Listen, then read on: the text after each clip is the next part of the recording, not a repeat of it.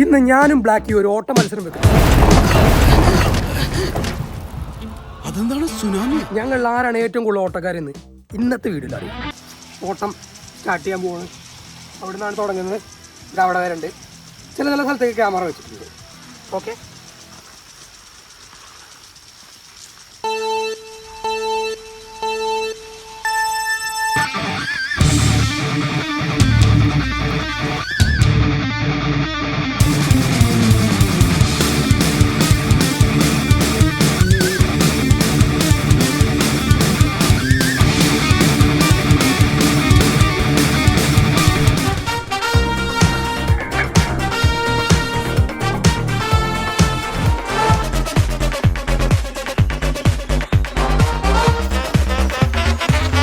ഓട്ടത്തിൽ ഞങ്ങൾ രണ്ടും ഒരേ ടൈമിലാണ് എത്തിയത്. പക്ഷേ പ്രശ്നമുണ്ട്.